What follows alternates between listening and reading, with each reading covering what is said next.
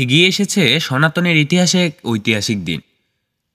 22শে জানুয়ারি Ayodhya mega event. ওই দিন অযোধ্যা শ্রী রাম মন্দিরের দুয়ার খুলে যাবে সকলের জন্য। অযোধ্যা জুড়ে এখন সাজো সাজো রব, চলছে শেষ মুহূর্তের প্রস্তুতি। রাম মন্দির উদ্বোধনের দিন পুণ্যার্থীদের ঢল নামবে।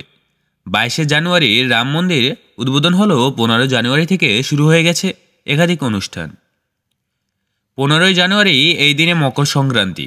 এই দিনে গর্ভগৃহে রামলালার মূর্তি অর্থাৎ শ্রী রামচন্দ্রের শিশুরূপের মূর্তি স্থাপন করা হবে। এবং 16 জানুয়ারি এই দিনে রামলালার মূর্তির অধিবাসে আচার শুরু হবে।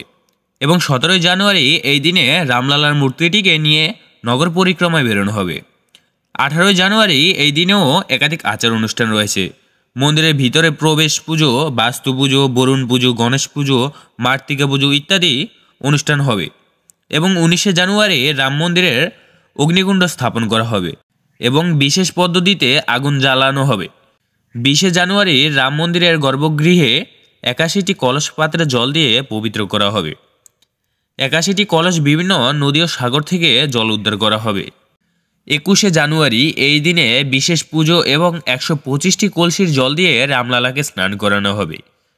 এবং 22শে জানুয়ারি মূল অনুষ্ঠান। এই দিনে মধ্যাহে মৃগাশিরা নক্ষত্রে রামলালার মহাপুজো সম্পন্ন হবে।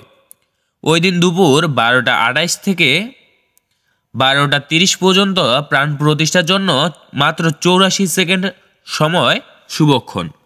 এই 84 সেকেন্ডের মধ্যে শ্রীরামের মূর্তিতে প্রাণ প্রতিষ্ঠা করা হবে। এই দৃশ্য দেখার জন্য রাম ভক্তরা হাজারো বছরের অপেক্ষা করেছিলেন। অবশেষে অপেক্ষা সমাপ্তি ঘটতে চলেছে। এখন সনাতনীরা তাদের প্রাণপ্রিয় শ্রী রামচন্দ্রের মন্দিরে পদার্পণের সুযোগ মেলবে তাদের প্রভুর দর্শন।